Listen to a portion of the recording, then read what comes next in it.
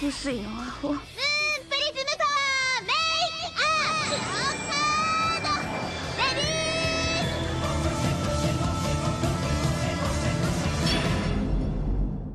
Welcome to Shojo and Tell, where we discuss shoujo manga and tell who's hot and who's not, talk about themes, and just generally geek out. Today, March 13th, 2020, we'll be shoujo and telling about the end of Basara by Yumi Tamura with volumes 19 through 27.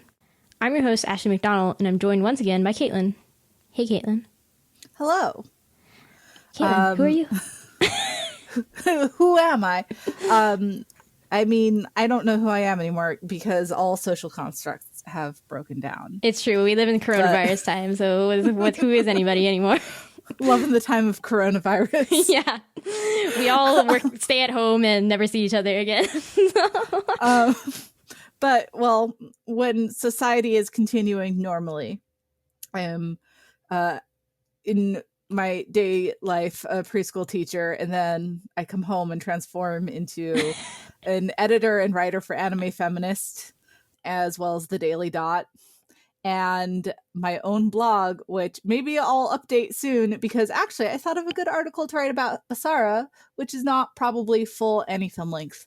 So see, there you go. But and you have plenty of time now. yeah, now I have so much spare time because society has broken down. Because society is dead now. I like to think that you come home and you like Sailor Moon transform in person. I Sailor Moon transform into my pajamas. Yes, excellent. Covered in a blanket. I mean, now we never leave our pajamas. So. Yeah. Well, it's also the time of the year where I'm basically like permanently under a blanket. Great, excellent. So everybody who's joined us on this journey, this is the end of the journey. So if you haven't joined us in this journey before, I don't recommend you start here. Go, you have so much time now. Y'all are stuck inside. You're not allowed to see anybody. Go read Basara. It's available digitally from Viz. You don't have to interact. It's only available digitally. No physical releases. You can't get coronavirus from it, so it's great. Go do that. And now for people who have read these volumes, but maybe you haven't read them in a hot second, this is including me now at this point. I wrote a summary. We're going to see if this is helpful to jog any memories. Honestly, it'll probably still be helpful for me having just read most of these volumes. Excellent. Okay. So we start where, you know, all the other minor kings are dead. So we're focusing on King Ukon now. Except for the boss. except for the white king, who is Ginko, who turns out to be behind most of the political machinations that have been happening. And she just wants Shuri and Tatara to like destroy each other so she can take over, or Asuki can take over, because Asuki's been working with her this whole time. Asuki was a spy on Tatara, so to see if she would be helpful to Ginko's plan. Taro, who is the journalist, has been like, it focused very heavily on him, so I feel I have to mention him, even if in the end it's like semi-inconsequential. But like Taro, the journalist, has been discovering these plans, which have also been happening with one of the king's counselors. Hajiwara has also been doing his own little political machinations over here. And Taro is like, what is this Project Pomegranate thing? Like I have to warn names. Yeah, what is this? So he goes and infiltrates all these places, and then he figures it out, and he has like a million backup plans for when they inevitably kill him. He's like, I'm gonna get the word out. You can't fool me. I put notes in all the orifices of my body. So he does in the end manage to warn Tatara's army. Tatara and Shuri have their armies fighting each other, do eventually come to an uncomfortable ceasefire where Shuri's like, did I make any of you come? I didn't make any of you come here.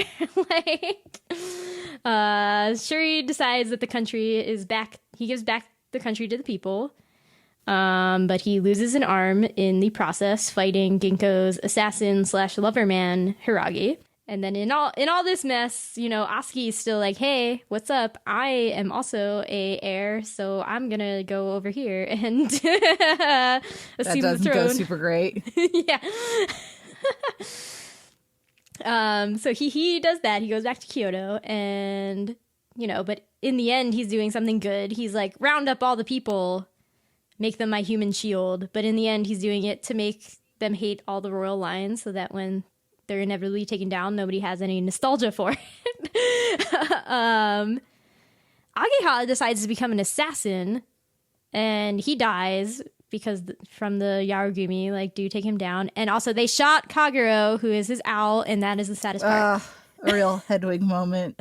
No, not Kagero. That's literally what I wrote in my notes. Like, no, no. Shuri and Sarasa do reconcile, and people let Sarasa be Sarasa again instead of Tatara. And the country is given to the people. And then actually the last 2 volumes are just a bunch of side stories about random things. Some of them I'm like, this should have been in the main stories. And other of them I'm like, why are you pretending that Nachi and Hijiri are straight? They are not. Stop it. Oh my god. Yeah, that was... The series is a little too heterosexual sometimes. Yeah, I was like, why? This is unnecessary. I don't need this. 90s shoujo. Oh, 90s shoujo. Why are you like this? Okay, so we did get a listener question that we shall answer now. That will be our first thing, and then we'll do more of a... Again, I feel like most of this... Well, 20% of it was side stories, and then the rest of it was very much just, like, resolution and more like political stuff than themes. So it was a very, very long climax. Yeah. A really, really drawn out, convoluted climax. It was like, all right. But okay. So this listener question comes from @CS Amaria L on Twitter. I'm sorry if I said it wrong. Okay, yes, I did say it wrong. I'm just going to start over. Okay, this question comes from C. Samaria L on Twitter. And I'm still sorry if I said it wrong because I'm not good at words. But okay. The question is, have you ever read another shoujo manga where a protagonist loses a limb, and what was your reaction? I think Basara is the first and only shoujo manga where I've seen such a thing happen. Caitlin, have you ever read one? I've been trying to think, and I don't think I've seen it happen in shoujo. Yeah. There's a lot of shonen where characters will lose a limb. Yeah. But not shoujo so much. Yeah, the only because I was like, yeah, the shonen examples are like pretty prominent. We all know a lot of them. But then Star Wars, the most shonen Star of Wars shonen. is shonen, right? Yes, I agree. But yeah, thinking of shoujo stuff, the only things I could come up with were, does losing an eye in clamp manga count? I feel like it should. It's close enough. And then the only shoujo thing I could think of, it was not a manga, was Escaflowne. You see the main character's brother loses his arm, and he like starts off without the arm in the story, but you do see like how and why he loses his arm throughout that story. Which I feel like is a different thing. Like when they lose it before the story, and he also has a fully functional prosthetic. Yeah. I just thought it was funny in Basara when, Kikune did eventually make a silly prosthetic for Shuri that I was like, of course. Of course. Oh, Kikune. Yeah. The only reason that one stood out to me was because, you do see the backstory of how he lost his arm and all these things. But yeah, I think it's prominent in Basara, not only because he loses his arm, which is like, okay, obviously he was the bad guy for like 2/3 of this manga, so he needed some sort of something really bad to happen to him, like some sort of punishment when he gets his girl in the end and all that, he gets his way. Sort of sacrifice. Yeah. For absolution. Yeah. But otherwise, I thought it was really memorable because he doesn't get a prosthetic for most of it, and so he just has to live with the consequences of not having an arm, which comes up fairly frequently, even though there's not that much story left. There's definitely like very early, like right away, he's like, I need to protect Sarasa, and then he's like draws a bow, and he's like, I don't have another arm to like draw the string with, like. So then I was like, oh yeah. So yeah, I mean, Basara is definitely not a typical shoujo manga. It goes to places shoujo manga don't normally go to in a lot of ways. That's how I feel about that. Yeah, and you know, I like that, like that it is willing to sort of do something where not all of the main characters make it out alive, and the ones that do don't necessarily make it out whole and healthy. Like, you know, we've had Fushigi Yugi, which is the second half. It's just they drop like flies, but it's everyone who made it through was not relatively unmaimed. Yeah. I chuckled because Asher and I like asked him, I was like, do you have examples of shoujo manga where people lose limbs? And he's like, does anybody lose a limb in FY? And I was like, they all just die. Yeah. Yeah, so talking about other major things that happen in these volumes, we must talk about I feel like for a manga that is about, you know, war and all these other tough things, there actually are very few deaths. So we shall talk about two of the major ones, though.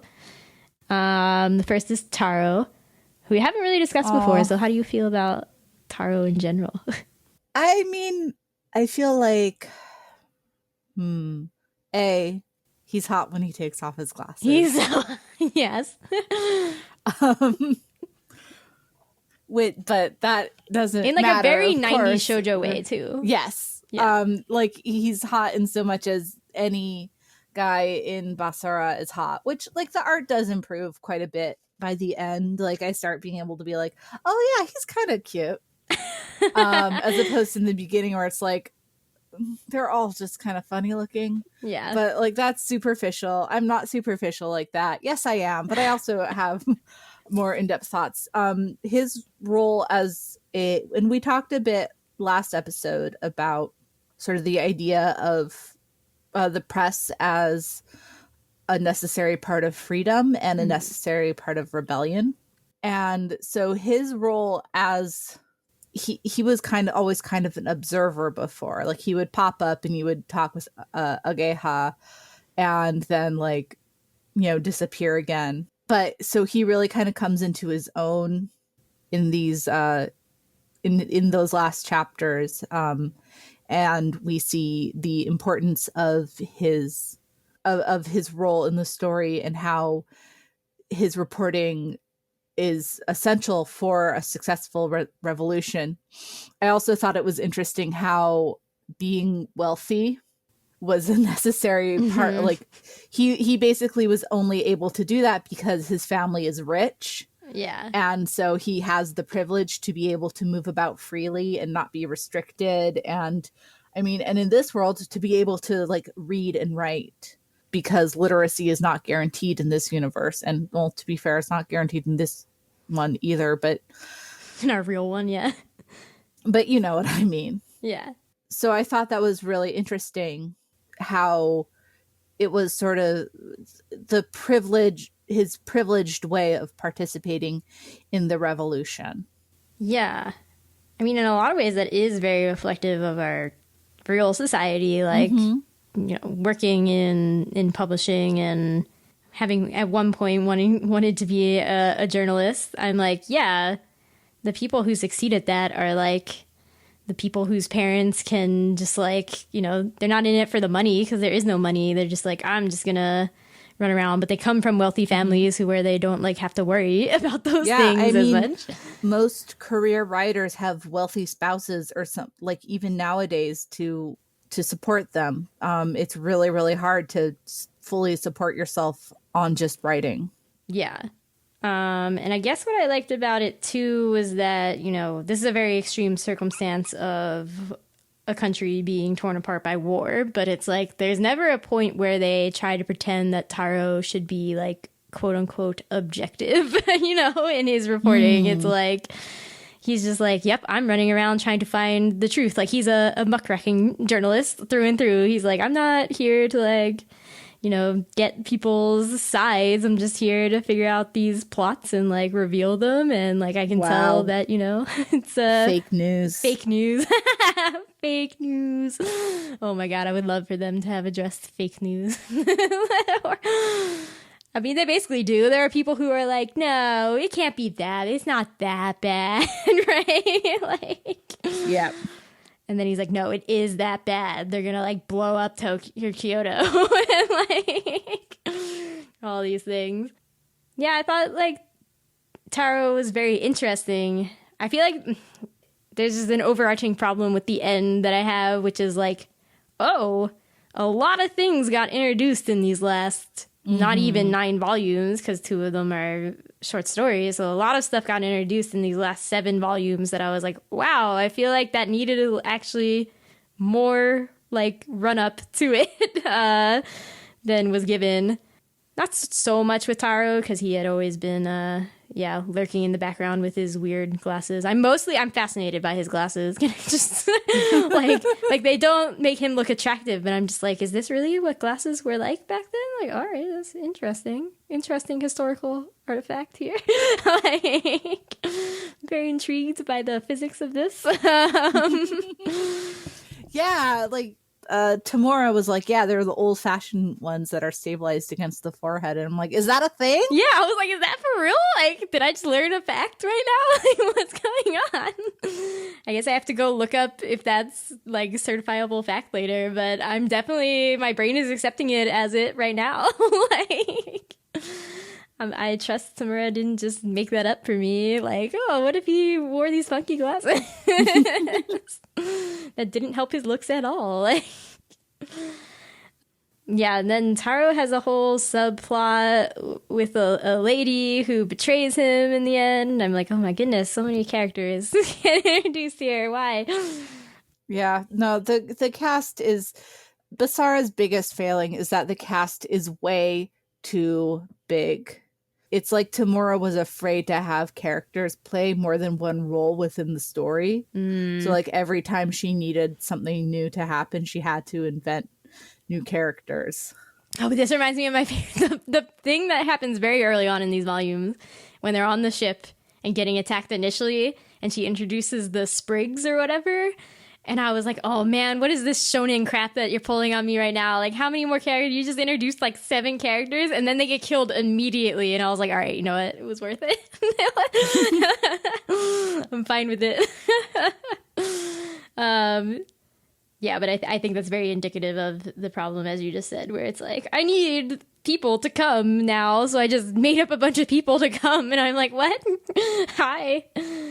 I will never remember these people, and they were very unimportant, but thank you. Yeah, no, like, that is definitely, like, the story kind of sags under the weight of all the characters. Yeah. But one who is very important, who is also the death person, is Ageha. No! I mean, we knew it from the start, but... Yeah, no. he was doomed from the beginning. Always There's just doomed. no getting around it. Okay, but can we talk about how his death is a little weird and crazy? I mean, everything was weird and crazy at that point. I mean, yeah, but the whole thing where it's like, I'm trying to stop blocks from moving to make sure that the castle doesn't collapse on itself because a previous king designed it that way. I was like, are we in a video game right now? Like, what's happening? I mean, it was... It's funny, but just like, what? No, but legitimately, because, you know, I might be more upset about his owl. I'm not gonna lie. The Kagero dying just seemed a little... I mean, they went out together, but... Had to go out together. It seemed unfair. It was unfair. It was unfair. Yeah, just... I think Ageha becomes an assassin. Yeah, it's real. Like, I think Ageha does have like a really good arc. Sort of seeing him. Also, okay, to be superficial again, his hair grown out looked a little bit better this volume. Oh, you got used to it? You were like... I'm such a superficial bitch. It's the worst. I'm the worst. But like, you know, he has reconciled what he wants Sarasa to be with who she is and his own place in the revolution. And that is sort of when he is able to take that last, like, play that last role and to to accept that she is the woman worth dying for, that her revolution is what he is meant to die for. So it was sad. I didn't want him to die. He was still one of my favorite characters, but that was it for Ageha. Yeah. I liked it because, again, in the beginning of the story, it's kind of like Ageha is this mythical person who comes and goes as he pleases, and, he is like the wind of which his people are of and everything. But then by the end, it's like, oh no, he is very firmly not a mythical person anymore. He's just like losing it more and more in other ways. Like, he sees Shido's dad at one point being like a senile old man, where he's like, your son is dead or whatever, and he's like, no, my son is like a great man and he's coming back someday. And Ageha is just like, okay, he has to face the man that abused him horribly, and then he's like, I have to talk to him about his son, who I have very complicated feelings about, and all these things. And he meets up with his rapist again randomly in Kyoto from the prison. He's like, hey, Ageha, let's go have a good time again. Yeah, it's just like, oh, hey, like, I really enjoyed that non-consensual sex we had. Yeah. And want to go have some consensual sex? Yeah. I was like, no, I don't like you, dude. I love that he literally just like grabbed his balls and was like, I don't like you.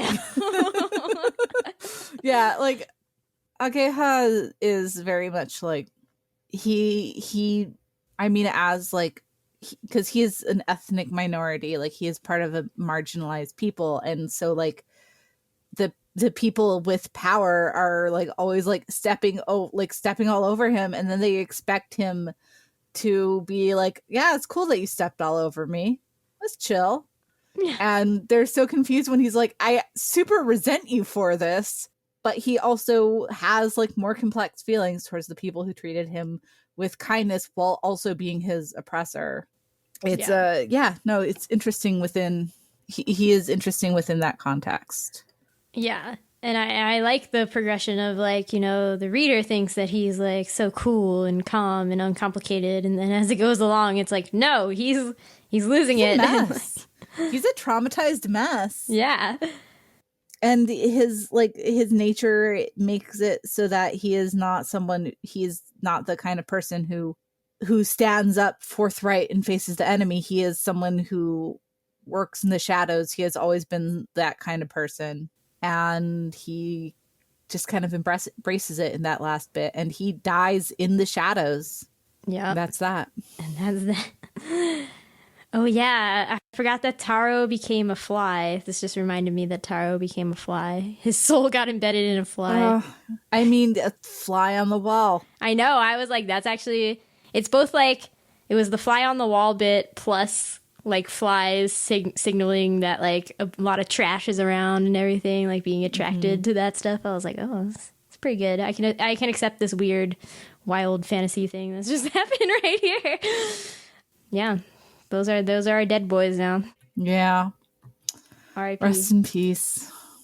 Yeah, so the other big player who rises up in these volumes is Ginko, and this is where I feel like the biggest missed opportunity is here.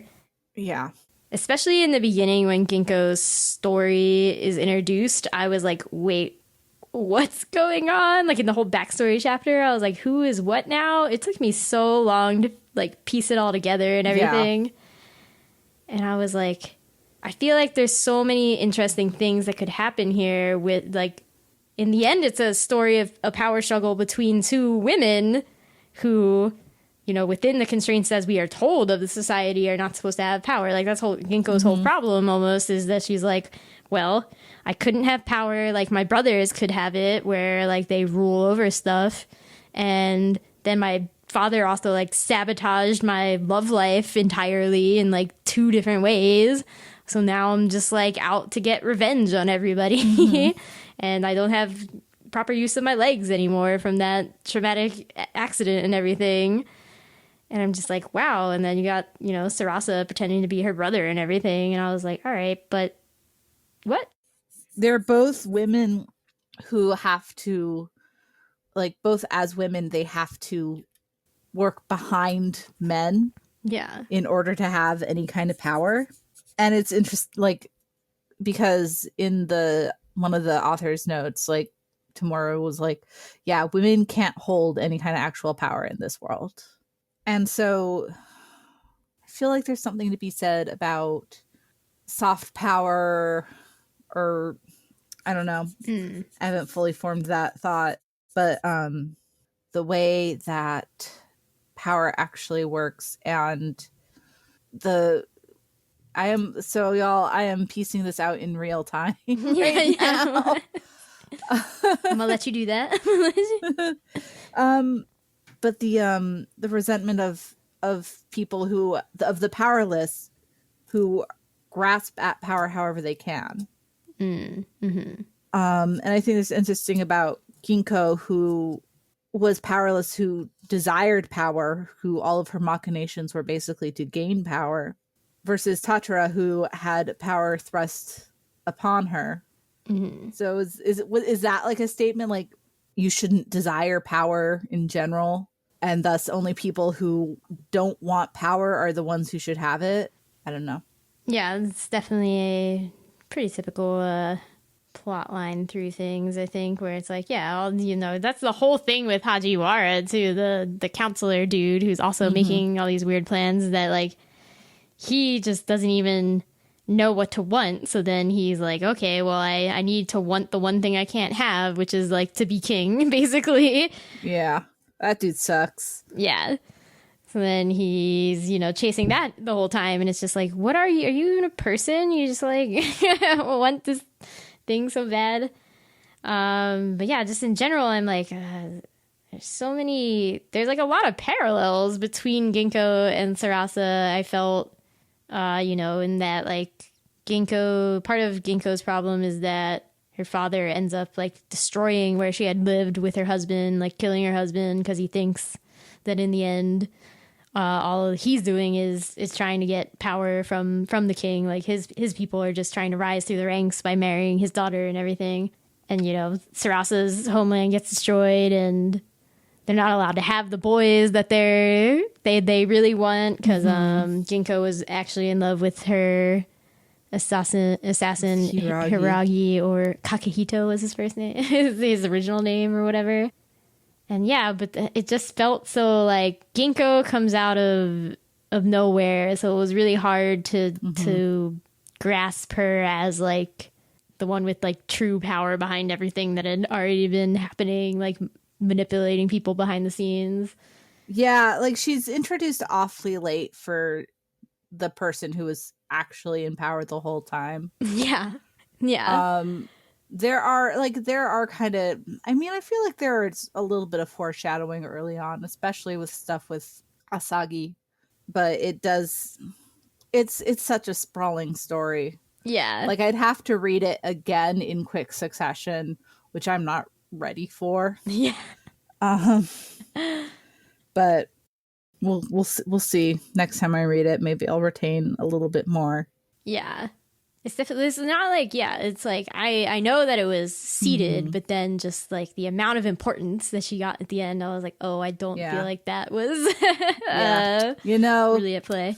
Just like all shoujo, it's all women versus women. Oh, yeah, in the end, always just women versus women. It's just so funny that this world is like, women can't really have power, and then it's like, why are all the badasses women? Like... Right.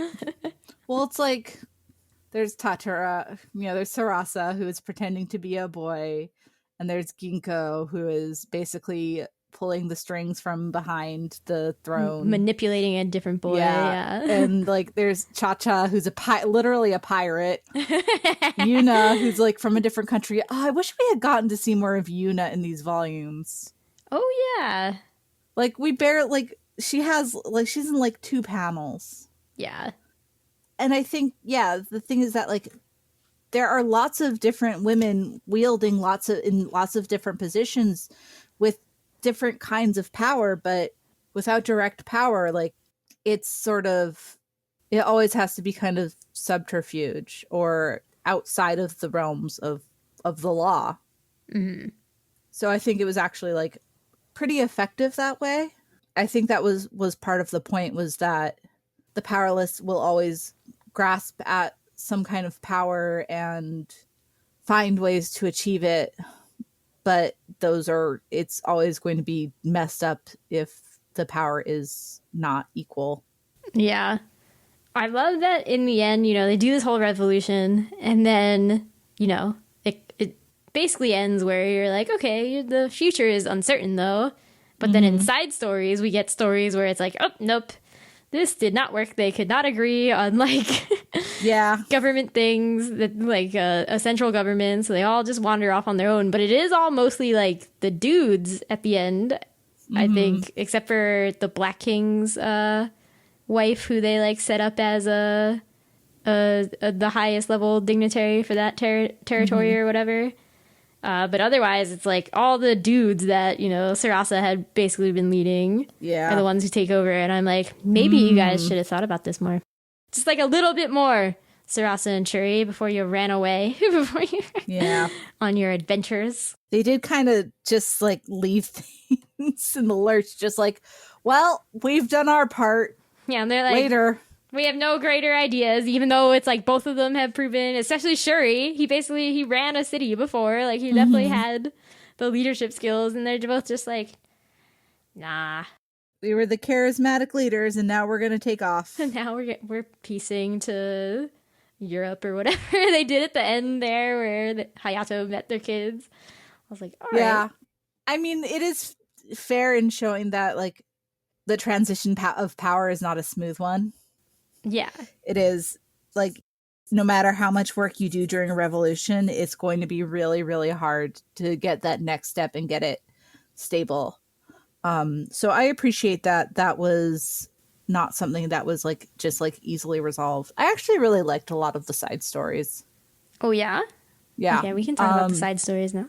I liked that it sort of addresses Shuri's PTSD and feeling kind of broken and useless, and how Sarasa is trying to be supportive, but it is just as damaging to him, and she doesn't really understand how to handle it because it's not simple dealing with someone who's been through the kinds of thing that Shuri has, and having like lost an arm, lost his power, gone through an incredible personal transformation of worldviews. Like, it's natural that he's feeling kind of lost and powerless, and that's not something that's simple to deal with. And even when you want to be supportive, you can end up doing more damage than good. And I really appreciated that was sort of depicted that way, that Sarasa desperately loved him and desperately wanted to help him, but didn't really know how to do that.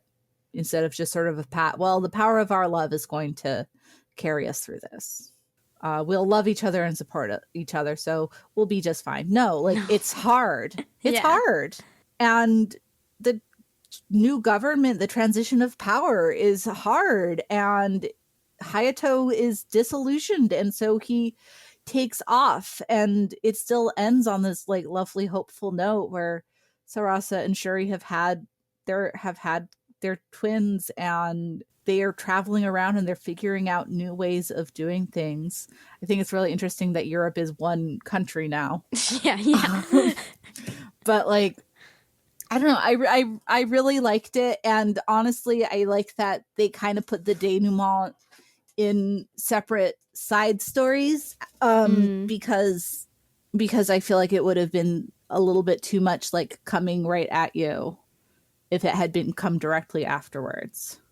I feel like the structure actually worked really well. So, yeah. No, I liked it a lot. It's a very satisfying sort of last bit. I intellectually agree with everything you just said, but like emotionally reading them, I was like, okay. Like, were you just mad that they were trying to convince us that Hijiri and... Is it Nachi or Nakijin? Which one is which? Nachi it's Nachi and Hijiri, and then Nakajin is Shuri's. Okay. It's hard to keep track. I know. Okay. Like, were you just mad that they were trying to convince us that Hijiri and Nachi were straight? I mean, it was definitely aggravating. I was like, what is this stupid side story? Like, first of all, what is happening? No. Yeah. They got 2 side stories, didn't they? Or was it? No, it was one long one that went back into their past too. And I was like, ugh, what is happening? I do love that Nachi loves animals. Yes, that's like, true. He trying to rescue all the elephants. He's like, yes, I brought the elephants. Kumano has elephants now. Yes. They're like, this is the best.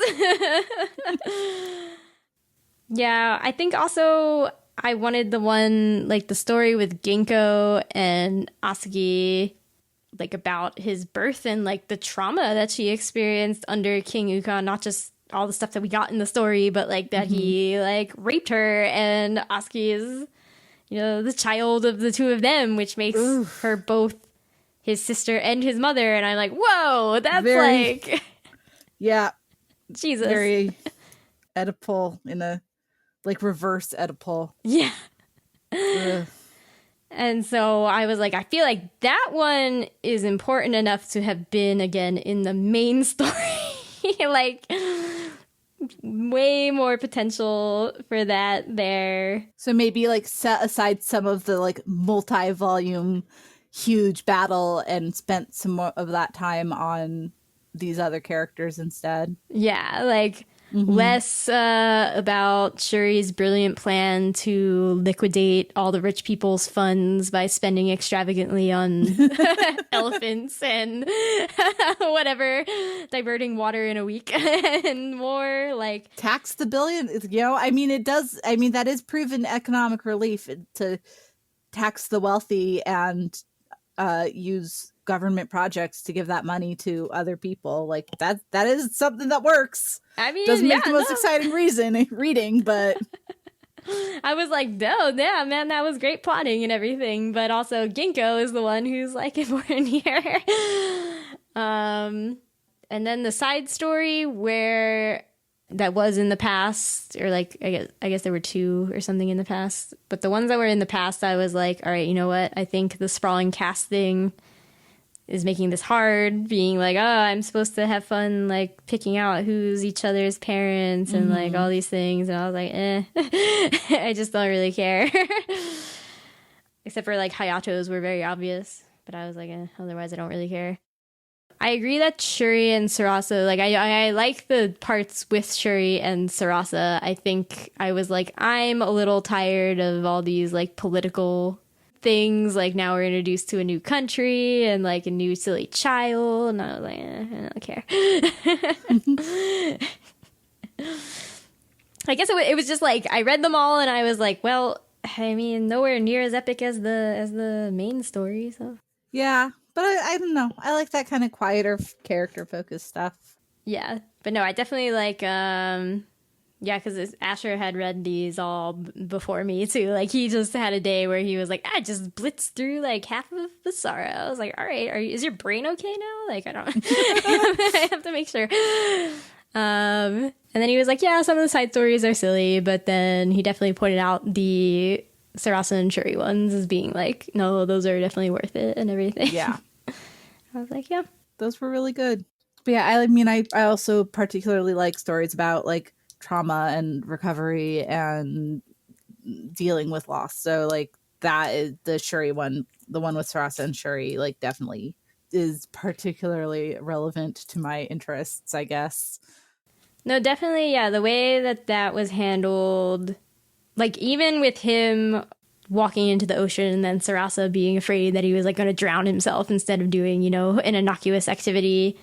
I was like, I've actually like kind of had this moment with a friend who like used to be suicidal, and then we were like in Atlantic City at night and we were walking on the beach, but then she started like going into the ocean. I was like, no, what are you doing? Like, come here.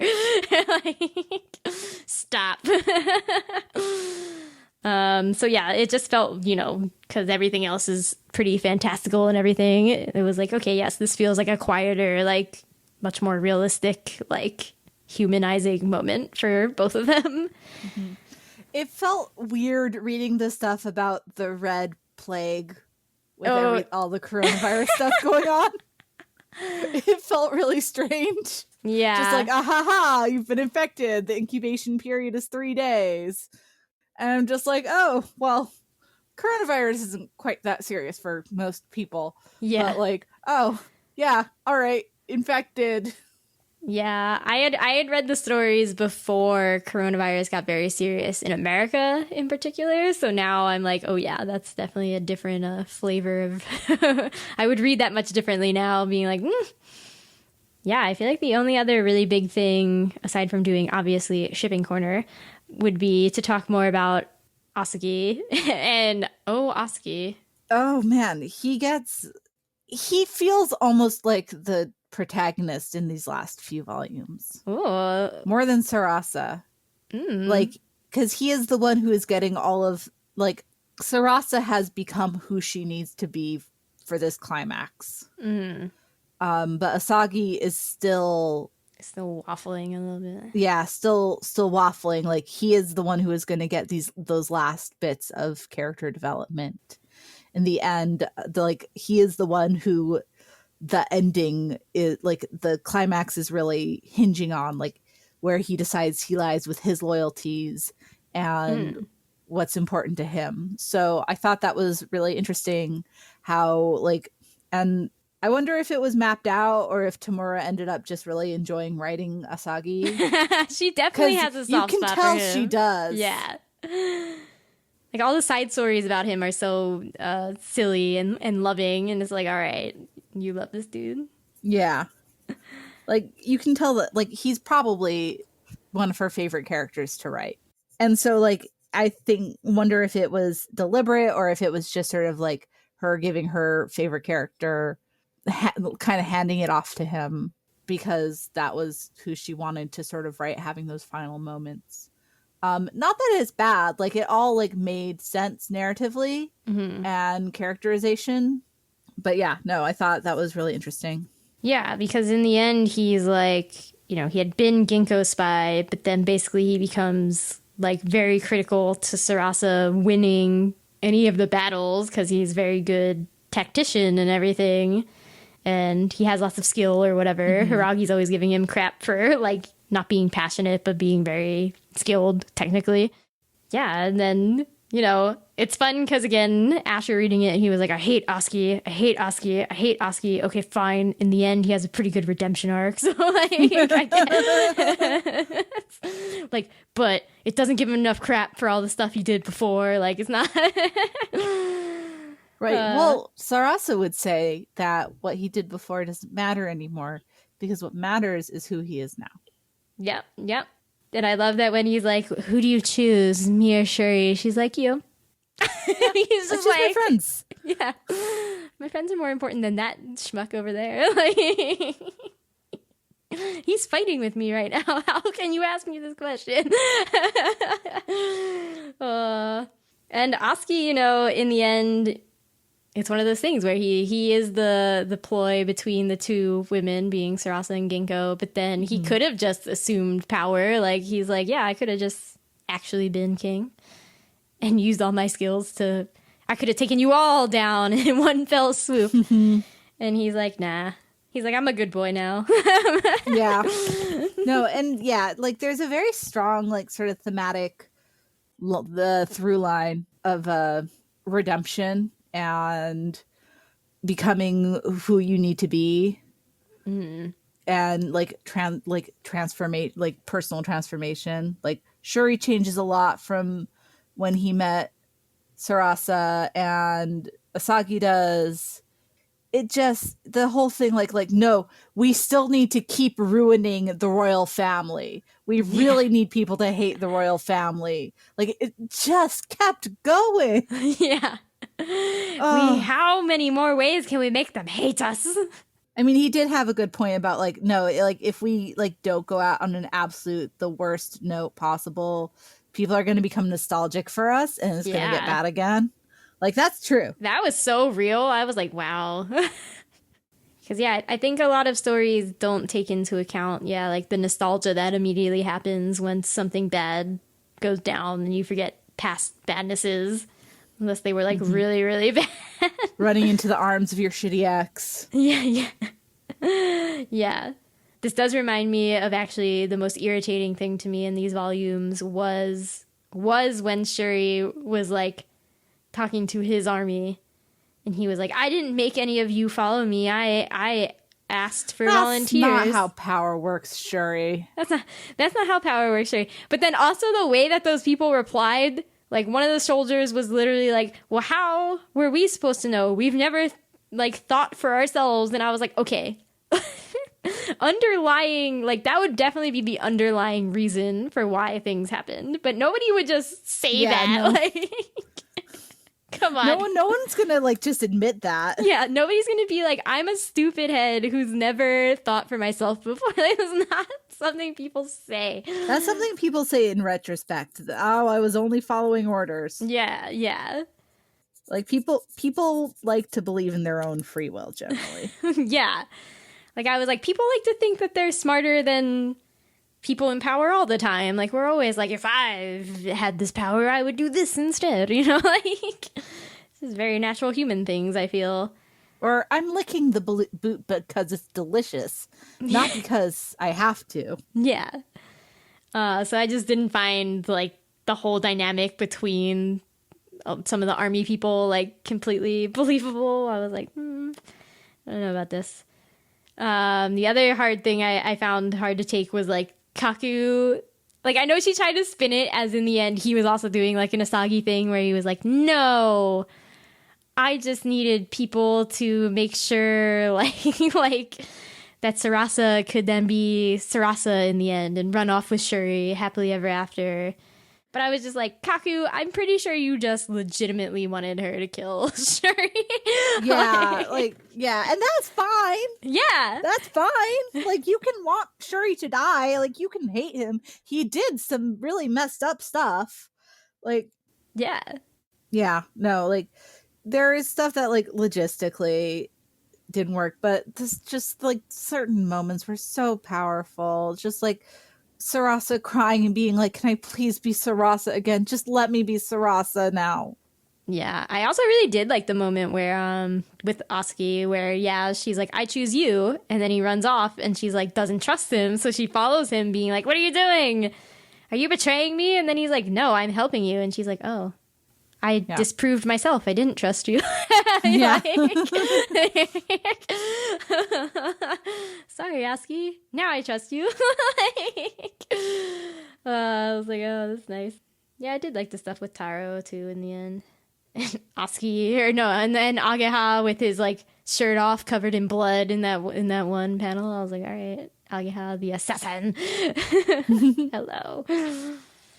But now it is time for the most important segment, obviously, shipping corner.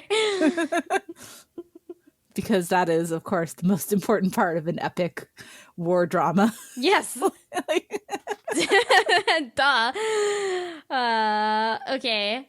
So how did you feel Ichimasu and Kikune was still a thing that, was mostly Ichimasu being like, Kikune, pay attention to me. I mean, they would be like, I feel like I would like them if I got to know them more, but there's too many characters. So like, they seem cute. They seem to love each other. They seem like a fun, goofy couple, but yeah. Yeah, no, definitely. I was like, Kikune doesn't seem into this though. Nah. Then there was Taro and Hachio. Hachio was the woman who betrays him in the end. Was basically just somebody he slept with, but then, in the end tried to like protect her, being like, did I ever love you? No. Mm-hmm. And the Yarogumi are like, okay, you definitely love this shit. Like, and she's all like, he didn't love me. And they're like, you're so dumb. Like, come on. And I was like, ugh. I hope Soleil was worth it, Taro. Yeah. Taro, I hope it was all worth it. Ugh, he got his head chopped off and everything. Yeah. It was a little grotesque, yeah. I mean, in the moment where it happened, I was like, Taro, just say you love her before you run away. No, now she's gonna try to kill you. Come on. Why did you do this? That's not that hard, Taro. He's all like, love you, I have bigger problems now, thanks. Ugh. Okay, Hijiri and Nachi, I mean the one true pairing in this, right? Yeah. Best couple. Definitely not straight. Definitely not straight. No heterosexual explanation for this. No. Don't bring in mermaids to try to make this weird. No. They love each other. That is the end. They're going to live happily ever after together, riding elephants. And yeah. And dolphins. Oh, I love when they were like, the dolphins have bombs. I know. That was so ridiculous, but I think that's something that, like, actual countries have tried to do. What? Yeah. Let me see. Let me look this up. You're like, dolphin bombs. I love this is going to be in your Google search history now. Bomb dolphins. Military marine mammal, Wikipedia. Oh, dang. A military marine mammal is a cetacean or pinniped that has been trained for military uses. Yeah, Russia tried to do it. What? Or the USSR tried to do it. I feel like I've learned so much from Basara. Yeah, the US tried to use it for defense. I'm just imagining us like being like, dolphins, take your positions. Let your bombs go off if anybody around the perimeter of the US. Just like... This is the best sentence I've ever read in my entire life. Oh my god. Seals are considered better suited than belugas for military use in polar conditions due to their high professionalism and ability to learn, retain, and understand oral commands. Oh my goodness. This podcast is now amazing. We've taught you all so much right now. Seal high professionalism. High professionalism. Oh my god, that's the best thing. Giving Nachi's elephants a run for their money. Oh my god. Incredible. Experiments were conducted to determine whether belugas could be used to guard entrances to naval bases in Arctic regions. Oh my god, I love it. And assist deepwater divers and, if necessary, kill any strangers who enter their territory. Amazing. But apparently belugas are not very good at it. Oh no. You're fired, belugas. You know, well, I mean, listen, who can be intimidated by a beluga after that Raffi song? Oh my god. I feel like we should just end now. Like, this. We're not gonna get anywhere better in this fucking All right, fine. We'll finish out those shipping lists. There's Cha-Cha and Zaki, but honestly, they've taken up such a back seat in the... Yeah, they didn't really get to do much in these volumes. Yeah, their whole thing was like in volumes 1 through 9, basically. Mm-hmm. And I do have to say that I was disappointed with that with Hayato too. Like, Hayato took a pretty severe backseat throughout most of this manga. Yeah, I appreciated like his last bit of side story. I also like this, like, oh, Hayato looks like a grown-up now. I know, right? But like very naturally so. Like, I was like, yes, that like is Hayato. He still looks like Hayato, but he looks like, you know, like Hayato with like a shoulders and a jawline. Yeah. I was like, oh, hi. In the beginning, I was mildly confused because he goes by a different name. He goes by Shun. And I was like, but isn't it Hayato? And then I was like, yes, okay, this is the point. Okay, so actually, let's talk about Ginko and Hiragi / Kakihito. Okay, you know what? The other problem with this story I think I had in the end was that I was like, I'm a little sick of everybody having like 2 people that they are. So who is Kakihito? Okay, they're the same person. I just don't care anymore, you know? Like, I mean, that's because that's something that is common in like older Japanese stuff. Like, people have their like the name that they were given as child, and then their adult names, and then also like their public names. Yeah. Because people don't call them by their given names in private, except like in private, like in super trusted relationships. So like, that feels like a cultural thing to me. Yeah, I think just by the time it came into play, I was like, I'm tired. So the thing that I really so in their story where Kakihito's like, I'm sorry, but ever since this time, I've been impotent. All I have is my skill. And then in the like the little like comic. Oh yeah. It's like, it's okay. Skill is all that matters. Yeah. Oh my goodness. I did really love all her like sillier side comics. And you know what? I appreciate about that? Mm. That's something that prioritizes female pleasure. Yeah. Saying that, even if he's impotent, he can still he can still do a good job in bed. Yup. Oh man. Dicks are not the end all be all of sex. Yep. It's true. Except then, in the end, man, poor Ginko, man. She deserves all that pleasure. So it was funny, but also sex positive. Sex positive. Woo. Yeah. But Ginko and Hiragi in real comic. Ooh. Yeah, it's a rough one. So it's definitely a rough one. And again, where I was like, okay, I feel like the parallels should really be drawn out more between Ginko, being like, my lover did this terrible thing to my other lover. And now I hate him.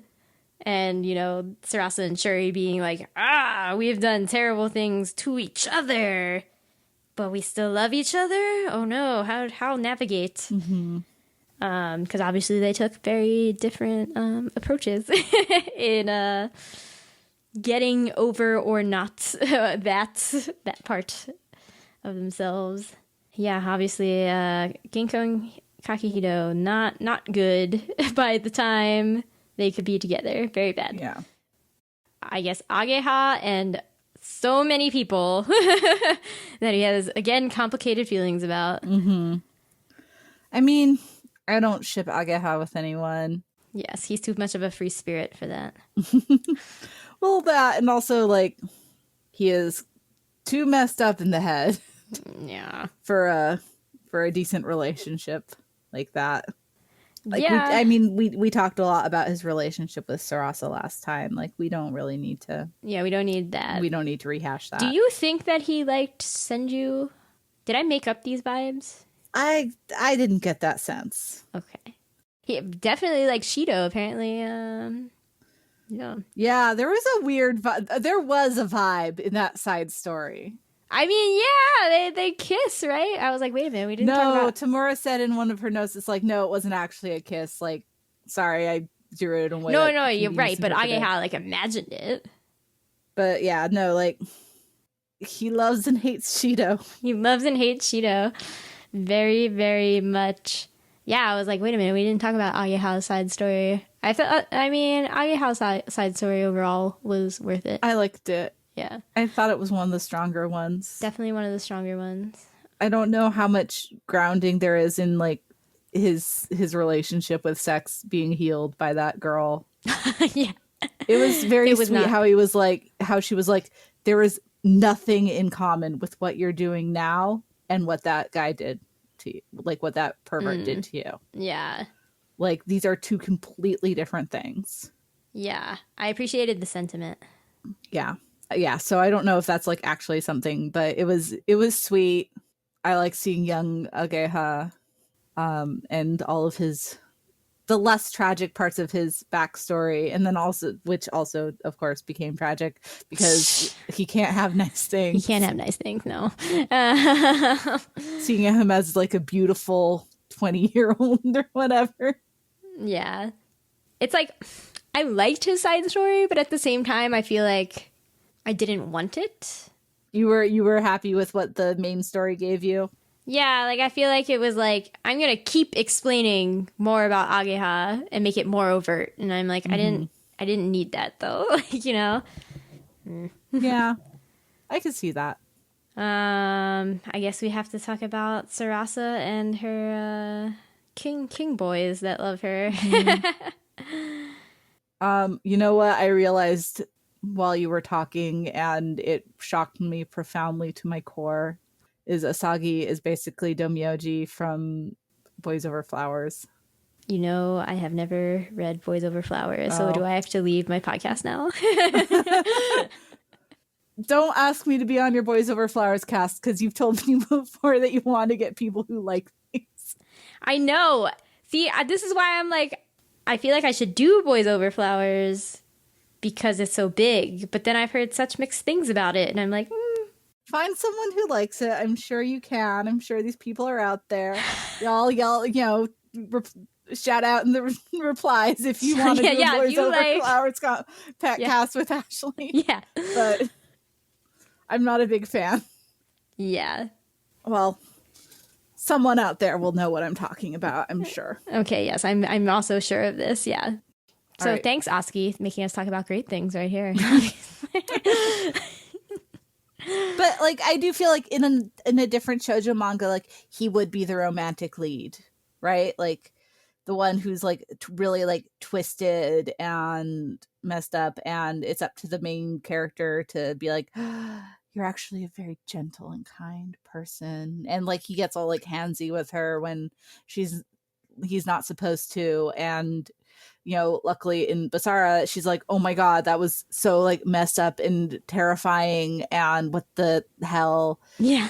But in a different shoujo manga, she would be like, my heart is beating so fast. Oh my god, he's so handsome and anyway, oh, my heart is going doki doki. Oh yeah. I'm crying because I'm so overwhelmed, not because I'm scared. But anyway. Yeah, did the not because I'm scared. Exactly. Did you get romantic vibes from the remaining 4 virtues that stayed with him even in the side stories? Muratake? Yes, Muratake. I was like, a little bit. It felt a little bit more like parental though. A little bit more of a caretaker sort of thing. Yeah, I think the problem was I couldn't get a read on Muratake because I also felt it with like Nachi, right? Because like Muratake and Nachi have this whole thing where Muratake is like, I gotta be nice to this doofus because like we helped each other out once and I like owe him stuff. And then I'm like, do you like Nachi? Like, no. But you get embarrassed around him when he's all like, hey, thanks, Muratake, what's up? I'm like, we're buddies. Is that not an accurate representation of Nachi? I think that was a perfect Nachi impression. You. That was beautiful. If they ever make a Basara, like a new Basara anime and they dub it, they should have you say Nachi. Yeah, man. Oh my God. I got a perfect read on Nachi. Muratake, not so Nachi, I mean, yeah, Nachi with like a California server accent. Pretty much. It's canon. It's canon now. Canon, I've made it so. Yes. But yeah, I'm like, Murasake and Asagi could be a thing. I don't know. I could see it. Obviously, Sarasa and Shuri. They're good. We support. They have cute, weird children. Mm-hmm. Weird children who are allowed to wander around the country by themselves. All right. Yeah. That's sure. a thing. Sure, why not? Who am I to criticize their parenting? Who am I? I don't have kids. I don't have kids. Yeah, it's true. I don't know anything about parenting, so good not being helicopter parents on you there. Mm-hmm. Yeah, I think that's Basara. Did we miss anything? No, I think we got it. We did it. We made it to the end of 27 volumes of political machination.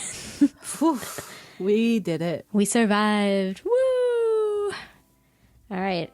Until another year from now, Caitlin, when we decide to do a 40-volume manga. And it won't be Boys Over Flowers. That's all I know. Even though that is a long one. It is a long one, I know. See? You'd be the logical choice in that regard. Yep. All right, well, I hope everybody enjoyed these 3 episodes about Basara. So thanks for listening to all 3 of those episodes of Shojo Tell. Comments, questions, constructive criticism, concerns. You need to tell us why you love Basara so much. Email shoujoandtell@gmail.com or leave a comment on shoujoandtell.com/Basara3. We're at Shojo and Tell on Twitter, Tumblr, and Instagram. Caitlin, where can people find you and your work on the internet? They can find my Twitter at altsoon_nodere. They can find my work on Anime Feminist and on The Daily Dot. and look out for that Basara article, which I definitely will write because I have so much free time now because I'm home for 2 weeks, on heroineproblem.com. Heroin with an E. Yeah, I mean, I definitely support the writing of this article. You read 27 volumes of shoujo manga. You might as well get some writing out of it. Yeah. Are you excited every time you see a new episode from us? If so, please consider leaving a rating on Apple Podcasts. This will help the podcast reach more hearts, or at least ears. Thanks again for listening. We'll be back next time to discuss the short series Meteor Prince by Mecha Tanaka, and that episode will be with Asher. So stay tuned until then. Bye.